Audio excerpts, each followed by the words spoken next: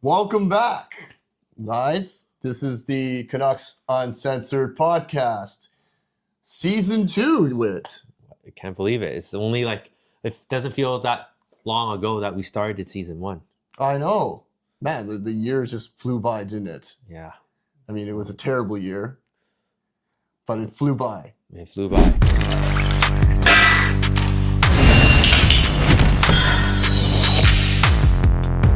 And so, anyways, yes, we've had an eventful summer. But anyway, we'll start again. Welcome to the Canucks Uncensored Podcast. This is the season, the 2025-26 Canucks season. This will be season 2 of the Canucks Uncensored Podcast, and this is the first episode of season 2. So, welcome back for those who have joined us before and listened to our podcast. We appreciate you and appreciate everyone who has followed us and listened to us and became uncensored fans. So yes, this is the second season that we're doing the podcast. I guess we want to reintroduce ourselves for people who are just starting to listen to us. My name is Jordan, and this is my podcast partner, Witton. And we have also nicknames for ourselves. I call myself Jordan Sheytl. I'm Wit the Wizard Chow. Wit still really hasn't the name really hasn't stuck with you, hasn't it? Well, I don't know what it will take, but hopefully it does. But yeah, that's who we are. This is what we like to do. We like to talk about the Canucks. If you haven't done so already, please like and subscribe to us on our platforms that is your favorite platforms. Where we like to pride ourselves as very passionate Canucks fans that tell the truth. And what we like to say is we tell it like it is. Yeah. Okay? When the Canucks are playing like shit, we'll tell you. And if the Canucks are playing well, yeah, we're going to tell you. Yeah. I think just our names being Canucks Uncensored and with a lot of things that didn't go right that last season when we said it as it is, I think it may have come across as we're purposely just trolling the Canucks or something, but it's really not, because the times that we praise our team, what people would actually say. Like I said, oh, great job, the Canucks won 8-1, great job, the Canucks won 3-2. You get a whole bunch of Canuck fans equally as passionate saying it's just preseason, calm down. So it's kind of no matter what we say, if it's negative, it's very, very easy to be like, yeah, you guys keep talking negative about the Canucks. You're the guys that we don't like. We're the guys who won't want. We need more positivity. And then when the Canucks do well and we praise them, you're like, hey, man, don't jump on the bandwagon so early. Don't jinx it. Hey, just let the season play out. Let this play out. So, we get both ends, right? So we just can't win. We're damned if we do and we're damned if we don't. Okay, so with that being said, we're just going to say what we want to say about the Canucks, okay? So yes, we were getting some feedback last season that we were a little too negative sometimes. Okay, sure, we're negative because did you not see the season we had last year? Well, it's hard to be positive about it. Yes, for sure. Well, let's do our little quick recap of what we saw last year, right? We're not going to spend too much time on what we saw last year because it wasn't pretty, all right? A lot of it was ugly. Everything basically went wrong. Yes.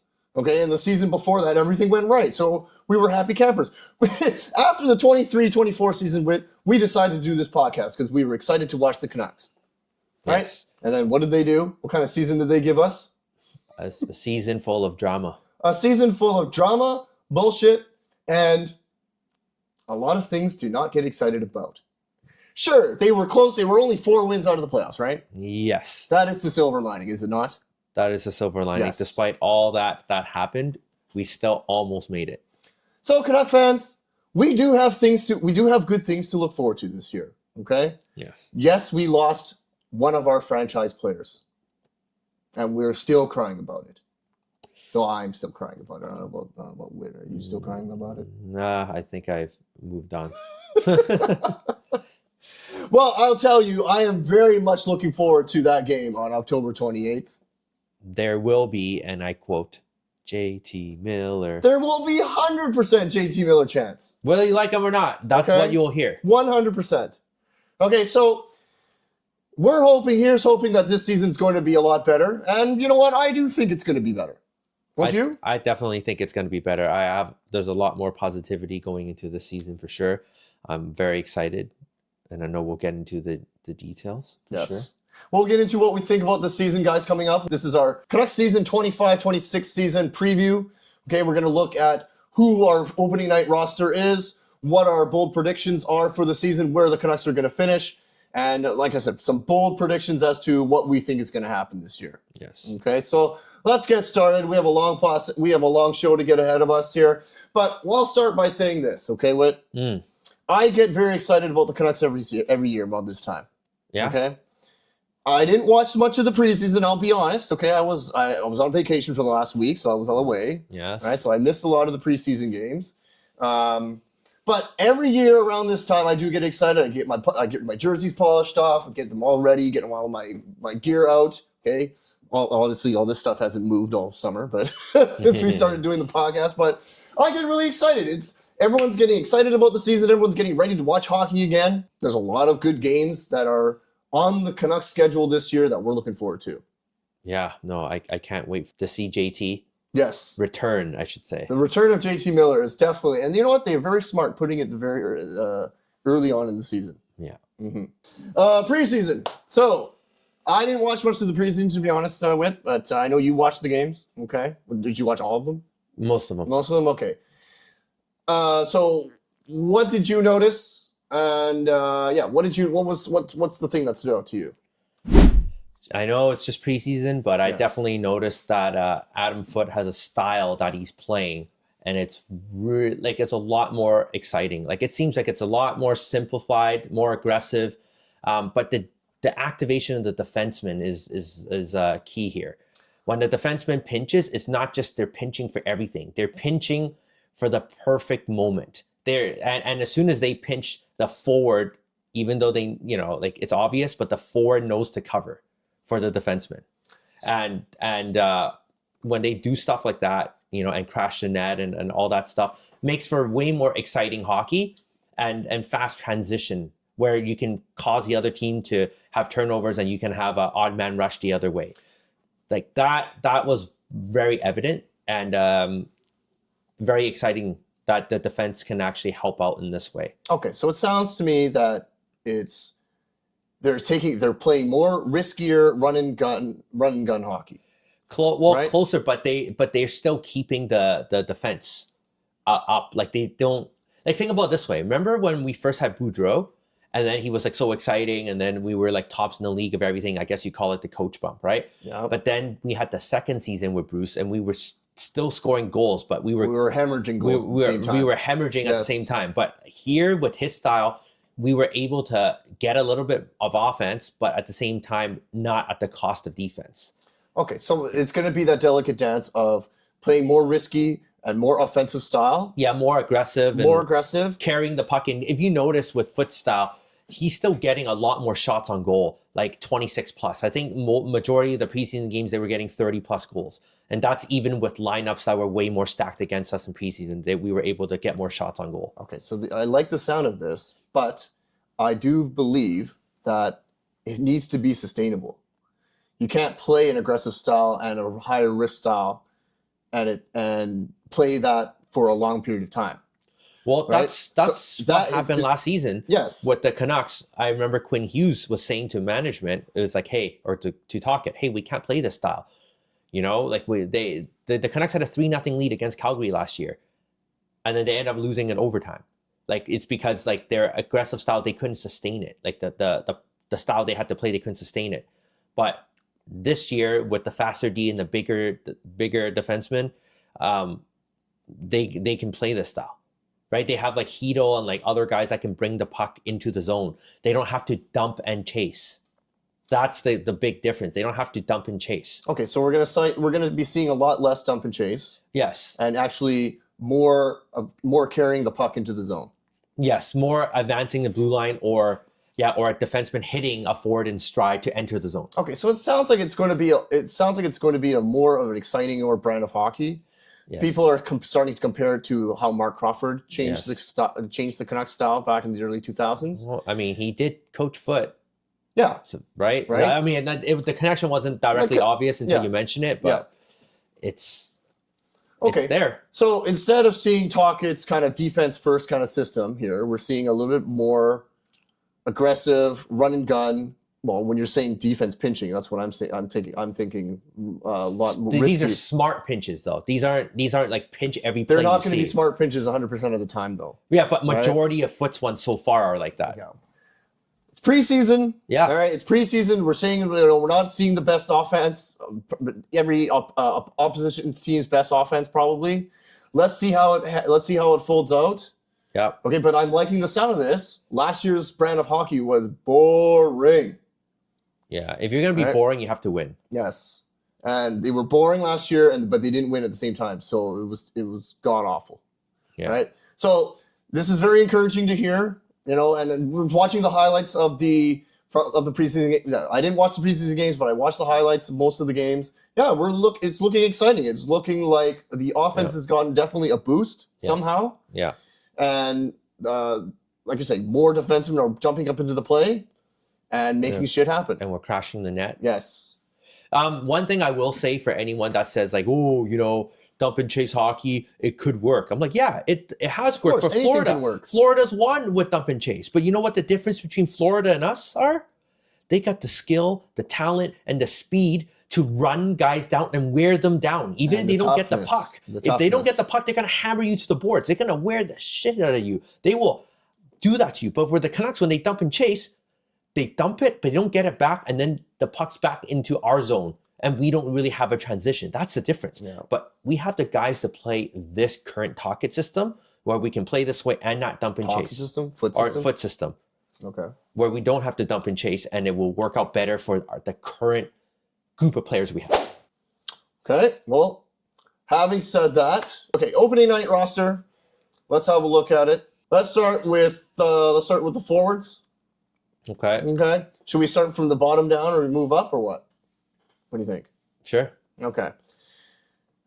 Archdeep Baines makes the opening night roster. He thought that maybe he would be one who's sent down, but he's not. Yeah. Okay, but he's not. But maybe he's going to be one of the extra forwards, 13th and 14th forward.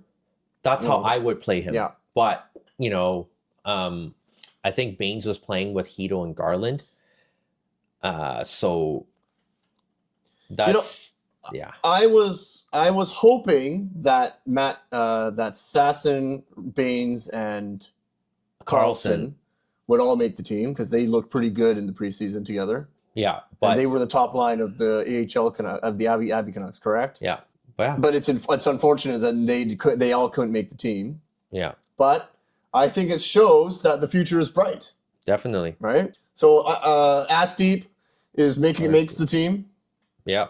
Yes, I know it's Archdeep. Yeah, that's this my guy, nickname man. for him. Okay. Archdeep Baines has made the team, and very good. Oh, yes. Good for him. Yes. Local boy, right? Yes, local boy, and South Asian representation. There we go. Okay. Linus Karlsson, I've been hearing a lot about him. Yeah. Is he going to be a regular in the lineup? I think that's going to be something something to watch out for. I hope so. Yeah, but who does he take out? Right? Well, I kind of see Baines, Karlsson, and maybe even Raty as like guys that will just rotate in and out of the lineup. Yes. Just needing to fill in if there's an injury or something. But don't forget that the combination of Baines and Karlsson and maybe Raty are in the lineup because Hoglander is hurt. Like Hoglander would be taking one of these guys' spots. I'm just saying. And in the lineup. Having said that, with Hoglander being hurt, we're going to see guys like Baines and Karlsson get their shots because there's going to be injuries. Yeah, and now's the time to show it. Yes. I know some people don't like to when I say that, okay, that there's going to be injuries, okay, but we have to be realistic, guys. We're the most Western team in the league. We know this as Vancouver Canucks fans. Injuries will happen. Yeah. Okay? Mm-hmm. So it's good that I feel like we have a lot of depth now. I like the depth. I do, right? The depth feels a little bit more substantial than the last few seasons. Yes. Okay? Yeah, so if guys get hurt, we have guys like Baines and Karlsson to fill in the lineup. And we have guys like Sasson in the AHL that can come up if we need. Yes. All right. Drew O'Connor, one of the acquisitions from the JT Miller trade. We have a lot of high expectations for him. I think it's a just the Marcus Pettersson trade. Marcus Pettersson trade. What do you mean? Marcus Pettersson came along with Drew O'Connor Yeah, to I know, the Canucks. but when we traded JT. Yeah, we used the first to get him. Yes. Yes. The first one was JT Miller. Guys like O'Connor, Marcus Pettersson, everything that happened to the JT Miller trade, if you think about it like it was actually a 3-way trade. It just happened an hour later. We get rid of JT to get these players. Yes. Okay? So Drew O'Connor is definitely one of the guys we got in the JT Miller trade. Maybe not technically, but that's how I see it. Yeah, no, it's a way to see it. Yes. So Drew O'Connor, yes, he showed at the end of last year that he does have some potential, and that he is a good scorer. He has 16 goals under his belt. He's got skill. He's got grit. So that's a nice find. How many goals do we project him to get this year? If he can get close to 20 goals for us, I think that's great. If he can just somewhat get close to what Sherwood was doing, I think that would be great. Yes. But, maybe this guy's like a 12-goal guy. 12 to 20 maybe. He's got good size, and we know he can score. Yes. Blueger, a veteran Canuck now. What do you think? What can we expect from him? He's a special teams guy. Yes. Right? Penalty kill, wins faceoffs. Not many people can do what he does for $1.8 million for the role that he does. So that's a steal. I mean, don't forget that this guy was in the rumor mill quite a bit. Yeah. Right? But if other players start to perform and he doesn't, he might be the next guy out. I wouldn't be surprised. We've got some depth, right? That's I wouldn't what be surprised. Yeah. And but he is definitely our Swiss Army knife. We lost Pia Suter. I feel Blueger, he's the guy you can basically slot him in anywhere. Yeah, he's best on your fourth line, but he can play your third line if needed, right? So, and he's a special teams guy. Yeah. Kiefer Sherwood. Yeah, this guy, man. Wow, $1.5 million for that. Yeah. What a bargain. From being a pain in the ass to play against in the Nashville series, to joining us on our team, to being the hits leader, right, of the NHL, setting a record. That's awesome. Yes. And this guy pretty much had 20 goals. Just give it to him, right? He didn't, not on paper, but he pretty much had 20 goals. Let's be honest. What was his goal total? Like 19, 18, 19, yeah. So, but definitely responsible for a lot of the more exciting times for last season. Yeah. I remember from last season that hat trick game against Colorado. Oh man, that was awesome. Yes. So hopefully Kiefer, he can keep that up, keep up the grit, keep up the toughness, and keep scoring. Keep hitting, man. Yeah. Yeah. Jonathan Lekkerimäki. Yeah. Big expectations on him. Well, not big, not huge. We don't expect him to be, we don't expect him to be an elite player for us, but taking another step for us this year. Let's hope so, because going into the season, going into training camp, I'm going to be honest, I still thought that he needed one more year in the AHL to season. I really do. I really did. Part of me still thinks that he does, but how can you set him down after seeing him score like that and improve so much? Yeah. Right? How could you? He, at least, like Breaden Cootes, he deserves the chance to show what he's got at the beginning. The good news about Lekkerimäki is you can still send him down. If you think he needs more seasoning or whatever, get his confidence. You don't want to ruin a player early, right? So that's okay. Well, last season we saw him early on, and he was exciting for this first few games, I remember. Yeah. Then he kind of tailed off and disappeared. Well, because he's never played so many games before. So this is a player definitely that just needs to mature and grow. I've always said he's small. Yeah. He looks like he could just be pushed over if you blow on him, I'll get your mind out of the gutter, Wit. Jesus.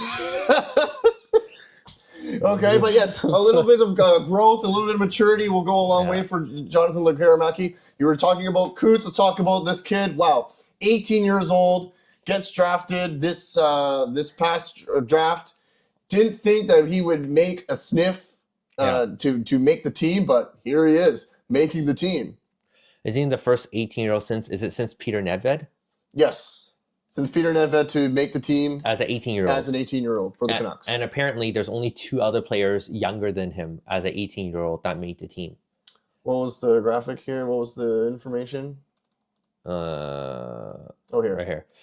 So being a 2025 draft pick, he's the lowest one that made it. So, Matthew Schaefer, number 1, Michael Misa, number 2, Brady Martin, number 5, Ben Kindle, number 11, and the Canucks, right? Breaden Cootes, number 15th drafted overall, 2025 draft. Lowest draft made the team. That's pretty encouraging. Okay, and I've heard nothing but good things about him in this preseason. He looks like he's a player. Yeah. Hearing that he's Bo Horvat-like caliber, so future leader. Yeah. So this is looking good, man. I mean, all of last during the draft last year, we were thinking we were going to trade our first overall pick, but looks like it's a good thing that we didn't. No, that's one thing I'll give management credit for. They didn't do a panic trade. Yeah. Right. Everyone knew we needed 2C. Yeah. And the closer we got to the draft, the more likely we were going to draft. And they only took one guy out to dinner. It was Breaden Cootes, and they drafted the one guy they took out to dinner. What are the odds? Yes. They got him. I don't want to sound negative, but I'm going to tell you guys something to look out for. Okay. When I see a player in training camp and when I see a player in preseason, you look to see what they've done well and what they do well consistently. What they do well, what he does well defensively, very good. Anytime you tell him a system or tell him to do something, he adapts. The defensive play, nothing to worry about. Playmaking, he sets up beautiful goals, right? There's only one concern that I have about Breaden Cootes. Two concerns. One is you don't want to ruin a guy, right? Gilbert Brule comes to mind. You don't want to ruin a guy early, so I think he should get the 9 games. But the other thing that I worry about is, even though he got 2 goals in the preseason, both of them are like in front of the net. I'm not saying that there's no skill to like score in front of the net. That's not what I mean. But I kind of wanted to see, like a deadly shot or something, like something that goes in, like something that looks like scary, not just do all the little things right. Like I want to, and maybe he'll show it in the 9 games. You wanted to see something that like shows that he has elite skill. Like a snipe goal. That's what I wanted to see. Yeah. Just one thing was missing, and it was a deadly shot. One thing I'm concerned about with him is his size. Yeah. 6 foot, 185 pounds. He's only 18, so he's young. Yeah. Okay. But yeah, it's exciting. It's very exciting to see that he's cracking the lineup. And, so excited to see this. Let's see what he does. Woo! Big EK91. That's right. I'll be honest. I was very excited. Well, not very excited. When we first signed him, okay, when we first traded for him, was it trade? Yes, yeah, trade. We traded for him. I was like, what's going on here? Okay.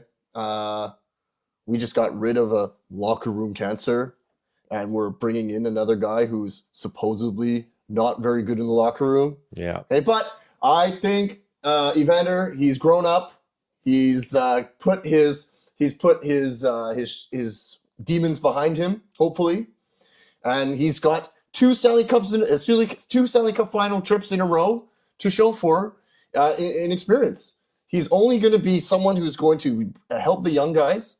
Okay. No, like, how often can you say that you have someone that has skill, size, can score, and when he's on the ice, he will protect the youngsters. He's going to have a presence. Right? Tell me how many players you can say that. You want like your guys like Kane that can intimidate and do all that stuff. Well, that's what I'm saying. He has a presence, and he's going to make his presence felt when he's out there. Right? Yeah. So I have high hopes for him. Okay. Yeah. I hope his highest point total for a season is about 56 points back in San Jose. Yeah. Probably not going to hit that again. But I don't think we're relying on him to be a top scorer. We're just relying on him to get out there and make shit happen. Just know that this guy is 34 years old. He only played in the playoffs. He didn't play in the regular season this past season. So he's got some wear and tear on him. Like I said, he's 34. Don't expect too much. But at the same time, you got him for a 4th round pick. So if a 4th round pick get you 40, 50 points, it's a great deal. That's a great deal. Just think about it that way. And anyone that still thinks he's toxic, maybe he still does something stupid once in a while. Maybe he still does. Maybe. But Edmonton management was upset when Kane was traded because they thought he was a good locker room guy. So just think, people can change. If you can be in Right? if you can be in a locker room with the greatest player in the world, I think you're okay. Yeah. Okay. So like I said, like both of us were like, what the heck when we first signed him? Yeah. There was uproar. I didn't like it for the first week, and then I kind of just warmed up to it after. I'm excited for it. He's a hometown boy coming home, and he's the kind of I think he's the kind of player that I like. Yeah. See that suit that he rocked on that on his press conference? Oh yeah. Oh man, the guy's got style too. Yes. Okay. Connor, Gimli, Garland. The $6 million man. My goodness. In the preseason, yes, well, of course we know it's only preseason. Looking pretty good. Right. Looking like he stepped up his game again. This guy works hard, man. Yes. Like this guy will do anything to better his game. The workhorse of the team. Small guy, but plays with a big heart. 50 points last year. Yeah. 19 goals. Okay. Come on, Gimli. Let's crack the 20 goal mark this year. Yeah. Let's get up to 60 points. You're a big part of the team, man. No, First unit power play. He was getting first unit power play time last year. But let's take a bigger step here. Got an A on his jersey last year. Yeah. Just don't forget that he wanted out at one point, and then he ended up staying. And then he signs his extension. What a way to do this, right? What I think a guy. he's definitely, safe to say he's part of the core. I love it. Yeah. All right. Big 2C Cheytl. He needs to take a big step. He needs to show that he can be the second line center and that he can be durable. Yeah. I think preseason is promising, so we'll see how it all shakes down. But this guy's not on the number 1 power play unit. He's probably going to be on the number 2 unit. So he might not get his power play points. So a lot of his points will have to come from even strength. But good wheels, can carry the puck into the zone, make stuff happen when he breaks into the zone. Mm-hmm. Showed that he has playmaking ability in the preseason. Yeah. Yeah. Oh, nice passes. So let's see more, man. Yes. Ratu. The face-off ace. Yes. I think Ratu, he'll never be the flashiest player. No. But this guy can snipe, right? You see this guy, right? You give him some space, this guy can snipe. I'm excited for him. He showed us at the end of last year that he had some poise and he had some potential. Got some finish. There's a reason why we traded Boeser for him. Yeah. Okay, so yeah, he's a young up-and-comer that I'm excited for. I hope he takes a big step this year. Yeah. Isn't he only like 22 or something? I don't know. He's pretty young. Yeah. Yeah. That's crazy. Jake DeBrusk. Well, we had fun with him last year, didn't we? Yes. Yes. Jake the Clutch or Jake the Bust. So I think we're definitely going to be bringing back the Jake DeBrusk meter this year. Okay. That'd be fun. So we know that he's a streaky scorer. He always has been. That will probably be the case this year. Hopefully not. Let's see a little bit more consistency. Let's see you in the Jake DeClutch zone more often than not in the season. Yeah. I mean, last season he wasn't in Jake DeBrusk zone too much. Just the beginning of the season. Yeah, just the beginning of the season and maybe a few times here and there in the season. But mostly he was Jake DeClutch last year. Right, and you think about this. For 5.5, that's not bad. 28 goal scorer, and you call him streaky. And for your first line winger, that's a steal. Pretty good. That's a steal. Yeah, that's a steal. Yes. Okay, let's go to Brock. All right, Brock. I'm so happy you're back this year. Oh my gosh, this guy was out the window, man. Out the door, I should say. On our episodes of last year's podcast, man, we just kept saying, "Well, Brock's probably gone next year. Brock's probably gone next year." Everybody said he's gone. Everyone was saying it. Okay, but thank you for signing back here, Brock. I'm so happy to see you. Let's get you back into the 40-goal realm again this year. Yeah. Hopefully. It's what we're paying you the big bucks to be. And we know that you can perform when the stakes are high. We've shown it. Let's see it again.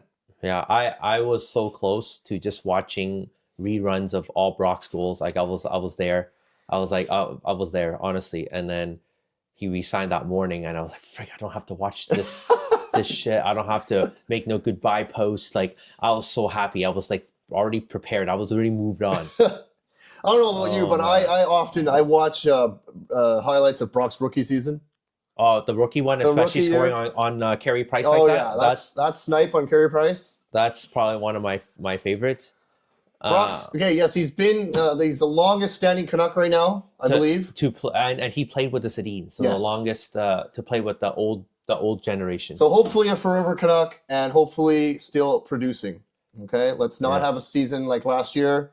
Yeah. Last year was a rough season to watch you, Brock, even though you did have some flashes of brilliance. Well, how many goals did he get last season? I believe it was less than 30, wasn't it? Oh, no, I think no. Did he hit 30? I don't know. Did he hit 20-some, 23, 25? 25. 25. 25. Let's get back up to 30 at least. Okay? At least, 35 goals for Brock, please. That would be a successful season. Right? I would say. You don't need to get to 40. Let's get to 35. Yeah. Okay? Yeah. All right. Big elephant in the room. Mr. 11 million. No longer the 5th highest paid player in the league, so we can't bug you about that anymore. Yes. Okay? Can I just pull up a PD projection for you right now? Yes. Do it. Let me pull up a PD projection for you.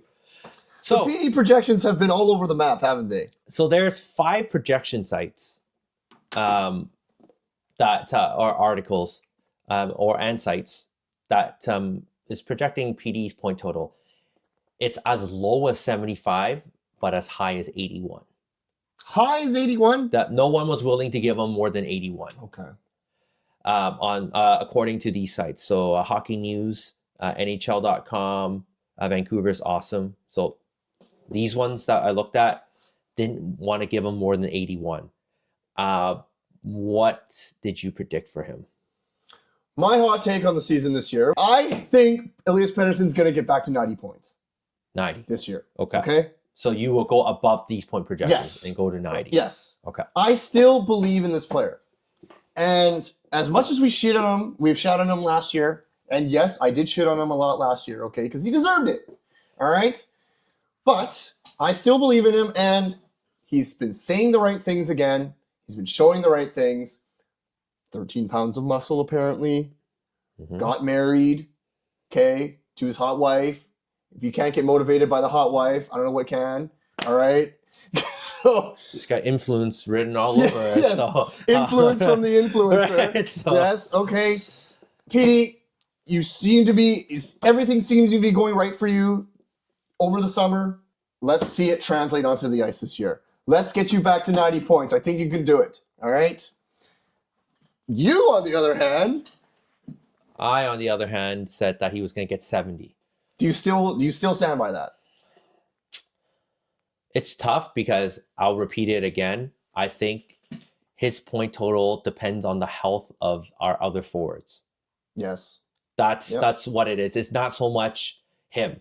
I mean, people will say if you're an $11.6 million player, you can make anybody else look good and do whatever. But I just think that with how everything's gone, like, just if you take contracts aside, if somebody went from 45 points to 70 points, you definitely will say, well, that's a pretty good improvement. It's just that for an $11.6 million player, that's not a lot. That's not a huge improvement. But I think going from 45 to 70 is an improvement on its own, just based off of how PD it's been in the last almost 2 years. The 70 points I'm saying is including the injuries that I think will hit us. I don't want to try to be negative here, but I think the 70 is including the injuries that will hit us. But if we don't hit the injury bug and we have the health that we had from 2 years ago, I'm willing to say PD can get to 85. Okay, there's a 15-point swing there for me. Okay, so there's a couple things I want to address what you're saying. Mm. Okay, first, you don't have to keep saying you don't want to be negative. Okay, you're allowed to be negative on Canucks Uncensored. Okay, all right, stop saying that. You are allowed to be negative. Okay, we're allowed to be negative. All right. The other thing is, you're saying, okay, yes, he needs other people around him to be able to get the 90 points. Yeah. Okay. Look at his rookie season. Look what he did in his rookie season. Who did he have as support players in his rookie season? Yeah. Nobody. Not really. Brock Boeser, maybe. Yeah. Okay. This guy is capable of doing it on his own. He is. Okay. We've seen it. He did it as a rookie. If you can do it as a rookie, you can do it as a 7th-year player. You should be able to. Yes, you should be able to. You should be able to. So that's why I think, okay, I don't see that I see that as a cop-out.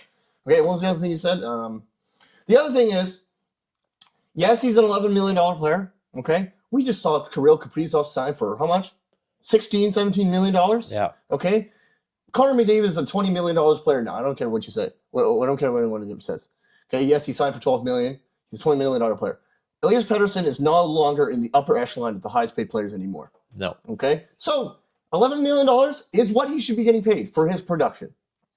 Should be, yes. Yes. Okay. So, and he still needs to live up to it. He still needs to live up to it, yes. Yes. I'm not saying that he doesn't need to live up to it. Yeah. I think what we can rest assured, okay, I think also Tocchet's style of play was stifling for him.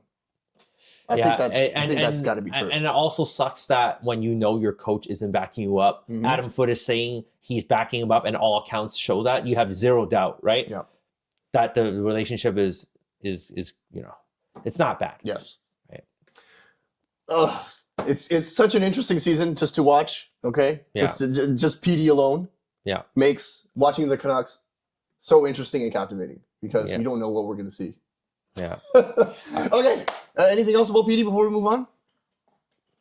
Rooting for you. Of course. Rooting for you, PD. You can do this.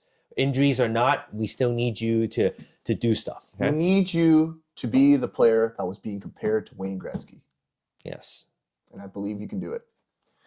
Let's see it. Defense. P.O. Joseph doesn't even crack the top 6. No, he is the perfect number 7. And when I say perfect number 7, spotting for injuries and, he's got that press box spot where he's sitting there instead of Victor Mancini or Tom Willander. He's in the press box spot. He's the number 1 7th defenseman because let's just say you send Joseph down, okay? Let's just say he didn't make the team. Yeah. You have Willander or you have Mancini sitting there. And you don't want them sitting in the press box. You don't want young guys sitting there. That's the only reason why. Think about him as the Juleson. That's it. Yeah, but Juleson was... He only played because of a lot of injuries. Though. Oh, yeah, that's true. Otherwise, full roster, he's not playing. That's true. He's not playing. Yes, he's a total unknown for me. I have no idea who this guy is, and I hope we don't have to see him. EP25. This guy showed that this training camp, it was his spot to lose. Right? Like, he already had a spot on the team. Yep. He had to play terrible to not be on it. Yep. He didn't play terrible. He played well. I wouldn't even say he played better. And for a guy that's so smart, that's got a snarl to his game, he's fast, what's not to like? Unlikely. He's got size. What's not to like? Yeah, he's got size, right? Yeah, he's got size. He's got speed. He's got size. He's got speed. Got grit. That's exactly what we need. Exactly what we want. Yeah. So hopefully he can maintain it and maintain the top 6 and not get hurt. Yes. Derek Forbort. The penalty kill specialist. Also a big guy, tall guy, and he's shown that he knows how to pinch in to score. This guy knows. I think this guy is definitely a beneficiary of the Adam Foote. Yes. Right? Because Adam Foote's a veteran defenseman. This guy, I think Adam Foote has been one to mold him. Yeah. Right? Yeah. Tyler Myers. Hey man. Mr. Amazon Prime. Yeah. When you keep his minutes lower than it needs to be, and he plays a simple game, he's okay. For some reason, Whit, as much as we shouted him last year, okay, for some reason, I've got a good feeling about Tyler Myers this year. I don't know about you. Good feeling as in, I think he's going to be less of a chaos giraffe for some reason. Yeah, the system's more refined. The system is more refined. The defensive game, I think our defense feels a lot more solidified than it does last year. Yeah, and I'm quite happy with the $3 million price tag for Tyler Myers. Willander, Mancini not ready. He can totally just hold that spot down right now. Yes. It's okay. Philip Hronek. Yes, this guy rides shotgun with Hughes, right? Hopefully health will not be an issue this year. It was early last year. I don't think he got hurt again after his initial injury, did he? I don't think so. All right, so after signing the big contract, hopefully he's going to be the elite defenseman that we all hope he's going to be, and that he is, and that he's shown to be. Yeah, Quinn said he's the best defenseman he's played with. And if Quinn is saying that, it's got to be true. I want to say on the Canucks. Yes. Yeah. So Hronek just needs to do what he was doing. I like the Hronek from 2 years ago, but the first half where he was like a monster getting points and helping out Quinn. And then he later admitted that, or the coaching staff later said that he kept wanting to feed Hughes.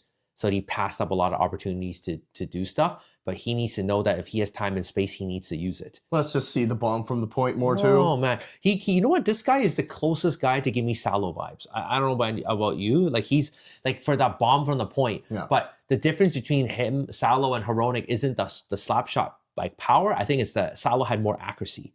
Hronek seems to miss the net quite a bit. He does. So he does. Marcus Pettersson. Wow. MP3. MP3.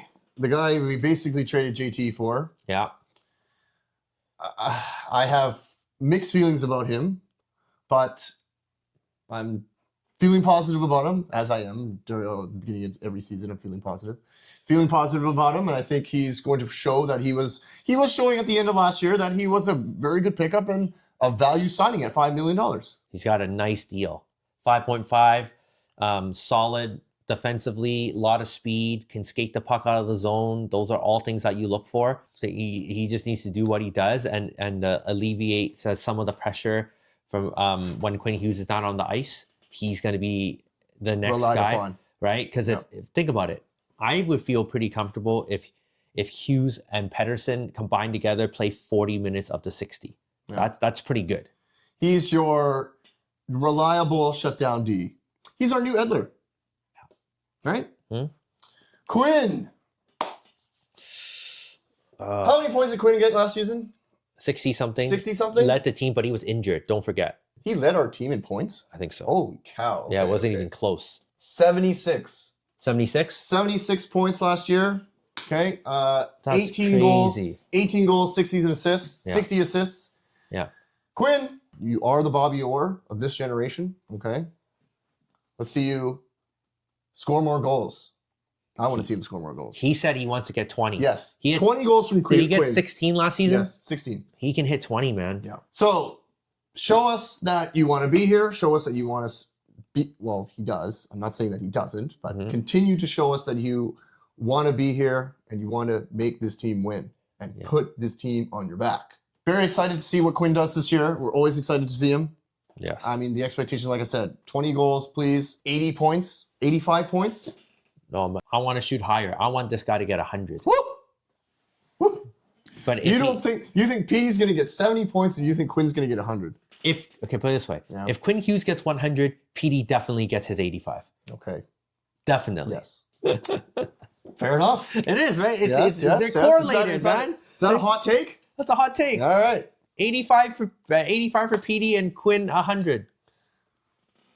Oh, okay. That'd And be great. starting season 8 That and 2. would be great. Starting season 8 and 2. That would be amazing.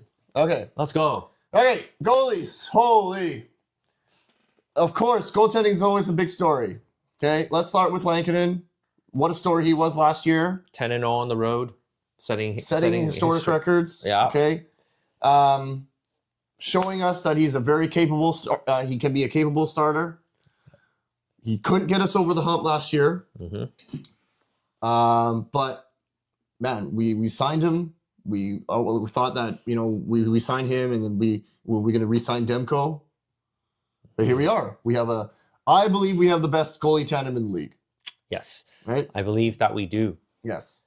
Best goalie tandem and a top 5 defense in the league. I think we have that. Okay. So Demko, please stay healthy. Please.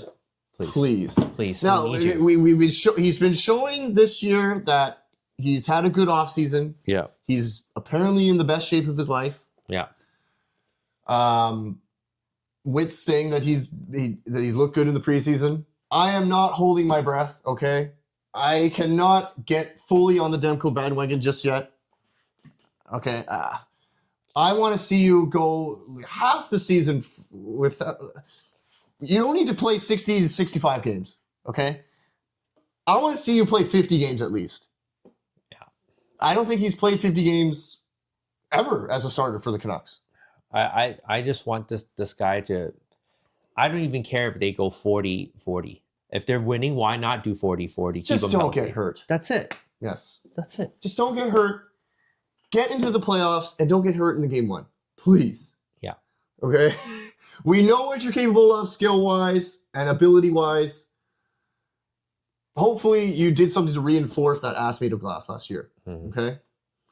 But if it all goes well,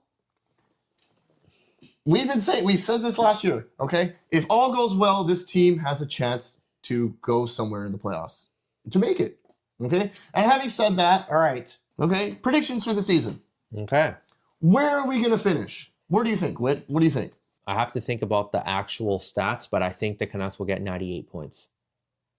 Okay. And 98 points is good enough to get you Make into the playoffs. Yes. You think they 45 make wins. the playoffs Yes. with 98 points? Yes. Okay. I think they'll get 45 wins and 8 overtime losses, and then the rest are regular straight out losses. Man, you're going really specific. Okay. Yes. You heard it here first, folks. That's what Whit predicts. I think we are a fringe playoff team. Yeah. Okay. I think we're getting in as one of the wild card spots. Okay. I'm not crazy enough to say that we're going to be one of the top 3 in the div. This is me being positive, guys. I think we're making the playoffs this year. I'm hoping we're making the playoffs this year. I hope we make the playoffs every year. Okay. But this is as positive I'm getting about this season. We're making the playoffs, but just squeaking in. Okay. If you had asked me that before the preseason started, I was saying that I don't think we're making the playoffs this year. But the preseason is it's giving me some hope. Yeah, me too. Yeah. Yeah. Everything has to go right, like we said. And if everything goes right, we barely make the playoffs. Yeah. I think that's what's happening. Yeah, I don't know what you think, but I think that if the Canucks stay healthy, there's no way they stay healthy and not make the playoffs. Like, you don't think, like, that would be such Canucks luck if there's such thing. Everyone stays healthy, but then we don't produce and we don't make the playoffs. The only way they stay healthy and don't make the playoffs is if everyone underperforms, but they're all healthy.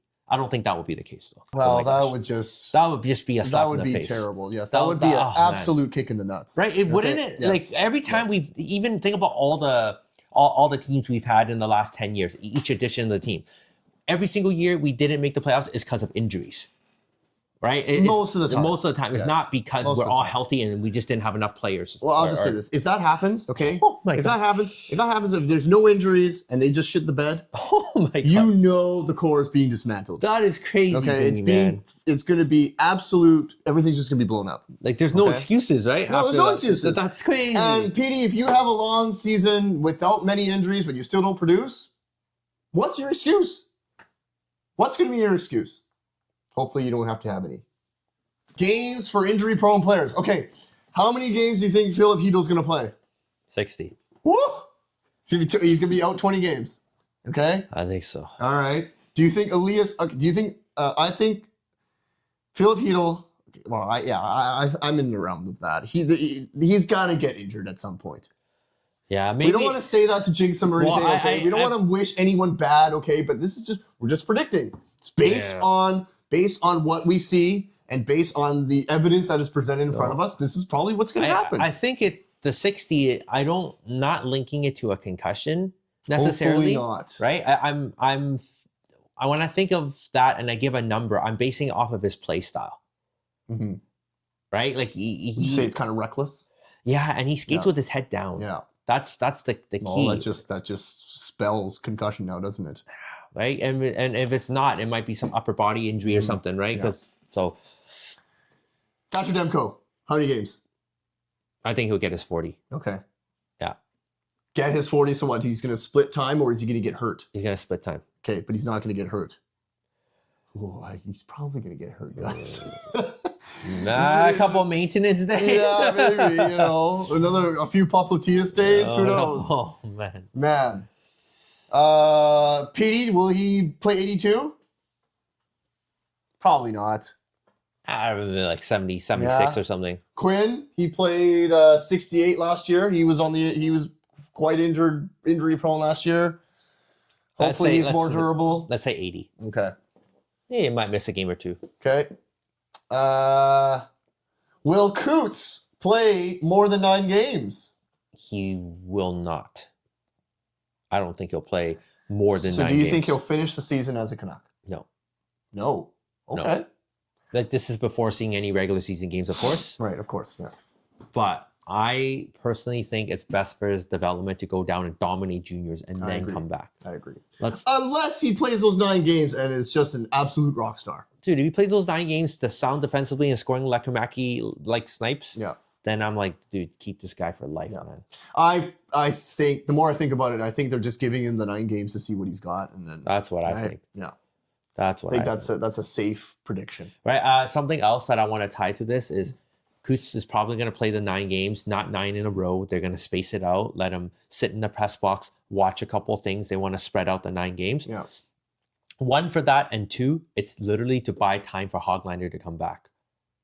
Oh yeah, They just need someone to fill in the time. that makes sense. And then after that, he'll go down. That's my guess. Although, because you're going to have a log jam of forwards after, and Breaden Cootes is the easy guy to send down right. to juniors. So, All right. So we've heard some bold predictions. We have some bold predictions here for the season. Now, what do you think, Whit? Whit has a bold prediction to start the season. yeah, I said we'll start 8-2. I'm going to have like a checklist. I'm like, Okay. every time we win, I'm like, hey, or lose, hey, if we win, we only 7 more wins to go. Yeah. Come on. But if we lose, I'll be like, hey, you can only lose 1 more time in the next 9 games or something. That's quite the bold prediction Right? here, Whit. So, Watch 8-2. watch them lose the first 2 games of the season. 8-game winning streak, baby. 8 games Okay, well, let's see if that happens, okay? I think my bold prediction of the year, we've heard it already, I think PD's getting 90 points. Apparently, that's a bold prediction, okay? Yes. Yeah, I'm putting my positivity pills on PD, okay? Because I know I was shitting on him all year last year and into the postseason. He's showing me that he's got the potential to come back, and he's already shown that he has the ability to crack 90 points, no problem. Let's do it again this year, okay? Yes. So that's my bold prediction of the year. Yes. PD getting 90 points. Come on, Yes. PD, don't let me down. Yeah. All right. Okay, last thing we want to do today is, yes, we talk about the Canucks, and we talk about what's going on the ice. We like to talk about what's going on, what us fans talk about, okay? Because Canucks Uncensored, we are about the fans. We're a blog, we're a podcast by fans for the fans. Yes. And we pride ourselves on allowing anyone to say whatever they want on our content. Whether it's comments, we allow people to come on our show. Whoever wants to be on a show can come on and say whatever we want. We really pride ourselves on the uncensored name, okay? Meaning anything you guys want to say, we want to hear it, and we want to show what Canuck fans are saying and feeling, and Canuck fans are saying, feeling, and I don't know about you, but I like to showcase what Canucks fans' thoughts and feelings are. Yeah. Okay. So we get a lot of comments on our content. All right. It's usually, most recently on Facebook. Our Facebook page has been blowing up. Lots of comments on our stuff.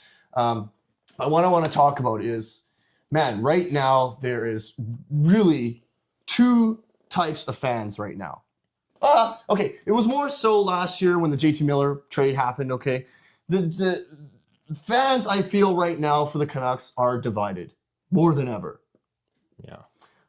With JT Miller gone now, okay, maybe it's a little bit less and it's a new season, maybe we'll see a little bit more unity. But the last season, holy, there was definitely a divide, okay? And the stuff that's being said in our comments, you either get the fans of Miller or you get the fans that hate Miller.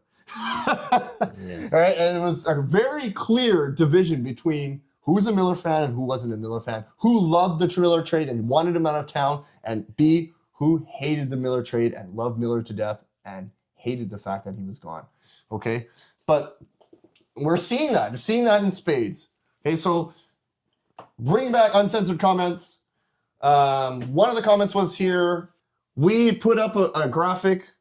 We put up a graphic about about JT becoming the captain of the New York Rangers. Yes. Okay, and we're lamenting about, hey, did we trade the right guy?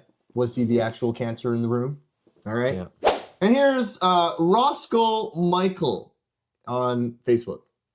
Roscoe, thank you for your comment. Okay, he says he's history for the Canucks, guys. Move on. Well, yes, we should move on. Yes, and we definitely have started to. Okay. But that game on October 28th, Rogers Arena is going to be buzzing. Yes. All right. Do you think so? I think so. Yes. So my response to him, sure.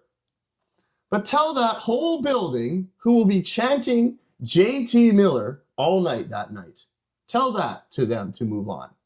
Okay? You can tell us to move on. Okay, you can tell us to move on all you want. We love JT Miller.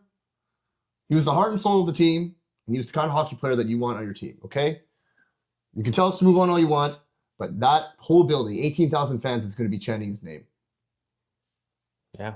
Okay? Mm-hmm. There's no doubt about it. No doubt. So okay, but again, Roscoe, thank you again for your comment. We appreciate you. We might have different views on things about JT Miller, but like I said, the divide between fans right now, Miller fans, PD fans, there's a lot of I hate to use that word, but there's a lot of toxicity in Canuck social media right now.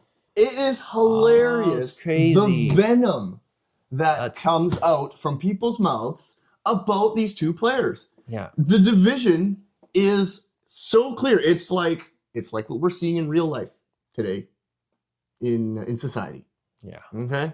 Crazy. But it's just about the Vancouver Canucks. Wait, you had a comment here that you wanted to bring up? Yeah. So I made a post about the Canucks coaching style, Adam Foote versus Rick Tocchet, and I didn't really trash anyone. I think it was more of me just saying what their play styles were, and that based off of the preseason, that there's a style that Foote's playing that is more preferable than Tocchet's style, and we got a lot of agreements in Foote's style. But there was this one guy named Craig Lewis said, just remember that Tocchet was running to the doors halfway through the season when he found out Philly wanted him. Just embrace Foote. Tocchet was gone in January. Very respectful comment, and I thank Craig for this. He got 25 likes on this on Facebook, which is the most liked comment on this post. And I didn't really think about that, but that was such a good point. If something like those rumblings did come out at that time, he's not wrong. And if somebody, has their mind made up that they're halfway out the door, it plays in your head. Like maybe you're still trying your best to coach the team to make the playoffs or whatever. Maybe you still are trying, but it doesn't mean that it doesn't wear on you. Because he has maybe 1 foot out the door and then he's already thinking about the PD thing. And then now there's the whole locker room drama. That stuff's got to drain too, right? We were saying this all season last year when the whole debacle happened. No wonder he didn't want to come back. Yeah. Right? Yeah. And Tocchet was gone in January. You could tell. Yeah. The writing was on the wall. Yeah. It was tough. And then when we were like, oh, is he coming back? Didn't we say that he wasn't? And we made a prediction, right? Yeah. I'm like, yeah, I don't think he's coming back. He was ready to go. Yep. He was ready to go halfway through the season, and it obviously showed in the way the Canucks were playing. Yeah. It got to him pretty bad. Yes. Yeah. Thank you, Craig Lewis. Thank you for your comment, Craig. Last one here I want to bring up, okay? This was, these are the kind of things that we get, okay? Yeah. But we're not going to silence you. We're not going to censor you, okay? This is we put out a video on YouTube about JT Miller becoming captain of the Rangers, and here we go. Yeah. Eleutherios. Yes. Goddamn, you guys are dumb Miller fanboys. You don't even spell Petey's name correctly in your description. Whatever. Okay. He goes on to say, okay, JT Miller's been traded 3 times. He is the problem. I just wanted to bring this up and show everyone, okay, I'm not trying to blast you here, Ethereus, okay? This is a complete, clear demonstration of the kind of toxicity, of the kind of, I hate to use that word. Yeah. This is the kind of narrative or the kind of comments that we have been getting, and it's fine. I wanted to show this because I want to demonstrate, hey, we're uncensored. You guys can say whatever you want, and we are not afraid to show it. But this is the kind of stuff that we're getting, and the kind of things, this is the kind of emotion that the JT Miller and the Elias Pettersson trade, or Elias Pettersson drama, created out of people. Yeah. Look at this. He wasn't prepared for, sorry. The U.S. made Donald Trump president twice. New York made Messier captain. Imagine suggesting that they made good leadership decisions and give a shit about character. I did a very long-winded reply to this, okay? The thing I wanted to bring up, okay, Eutherius, you guys talk about how much you care about character so much, about character in the locker room, yet this is the kind of character that you display behind your keyboard. So if you care about character so much, why do you demonstrate such character? That's what I don't get. Right? So I don't understand. I mean, I just look at this and it's totally, like, for me, like, you can do your best and you can debate and you can convince me on something. And if I'm convinced, like the last comment, I will respect and I can see your perspective. Yes. Right? That's cool.